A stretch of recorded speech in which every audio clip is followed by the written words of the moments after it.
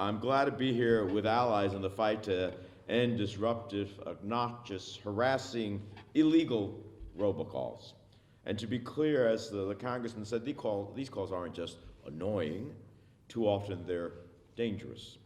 Recently, we've seen robocalls clog up hospital phone lines, target doctors on call, and even disguise themselves as staff in order to get sensitive medical information from patients and their families. That's in addition to the robocallers who dial taxpayers pretending to be the IRS, who impersonate law enforcement and demand payments on fake parking tickets, who pretend to be tech support and trick people into handing over their passwords, and so on.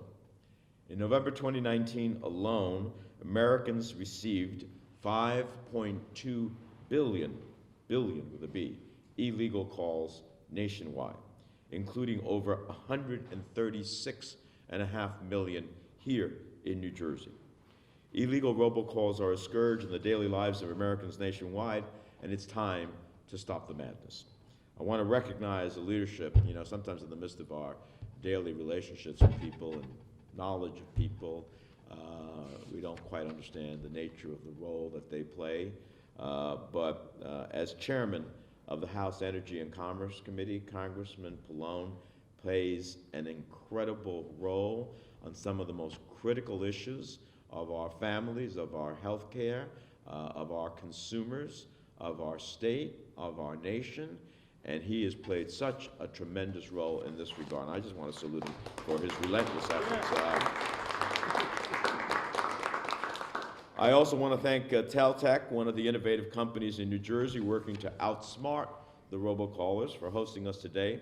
Some of my staff are fans of your robocaller app, they've told me, and clearly I could have used it back in April when I was hosting a press conference on robocalls, and in the middle of the press conference, you got it, I got a robocall. And of course, the press, being a little cynical, said to me, "Did you set that up?" I said, "Oh yeah, I just made sure the company called me at this moment." So I had told the two individuals who were with us at the press conference, I said, "Listen, by chance, leave your phone on." I mean, I always silence my phone when I do a press conference, as I have today, just in case. But I said, don't do it, just let's see. And sure enough, in the midst of my comments, I get this call, I pull it up, and it was a robocall. And then I, put it on, speaker so that the audience could hear it. It was a robocall about some student loan that I've never had and don't owe. So, it's just pretty incredible. So,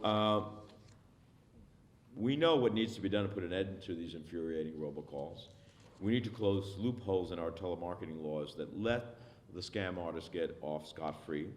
We need to give law enforcement better tools to catch, prosecute, and punish illegal robocallers. And we need big phone companies to adopt the technology we know can stop spoof calls in their tracks. I know that when I get a phone call from a number that shares my area code and exchange, I'm always tempted to pick it up, thinking that it's a family friend or a local elected leader.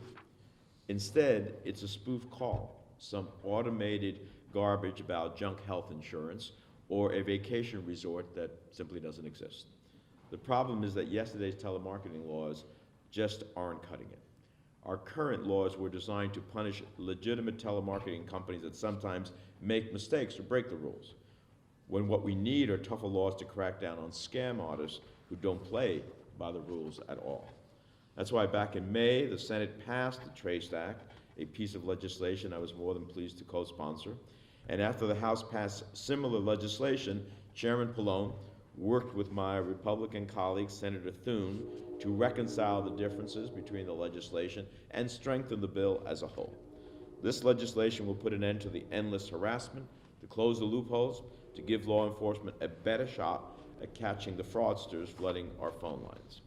Now that the House has passed the Pallone-Thune Trace Act of 2019, the only thing stopping this bill from going to the president's desk are some of my Republican colleagues in the U.S. Senate obstructing the legislative process for no good reason at all. At the end of the day, what we have is an updated bill that already passed the Senate back in May, and now the House has handed us back the baton. And all we need to do is to walk across the finish line. I don't know anyone who likes these robocalls. Don't know anyone who says to me, Senator, please, can I have another one?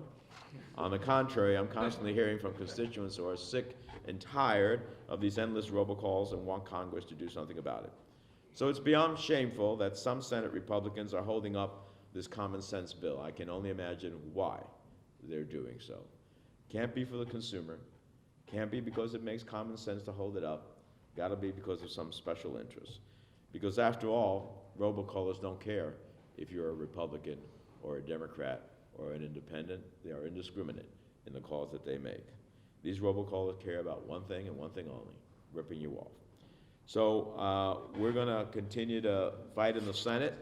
I just did something that took me a long time, a different issue that Congressman Pallone worked on for, I don't know, decade, 2 decades, the Armenian Genocide Resolution. I was only able to do that by getting up to the floor week after week, asking unanimous consent, which means it's a procedure to get something on the Senate passed without necessarily casting a vote. If it's going to take to shame the individuals holding this up, because it's a very small handful, the opportunity to make sure we get this done, then I will take to the Senate floor and seek consent and flush out who supports ending these robocalls and who doesn't. Thank you, Congressman, for your leadership.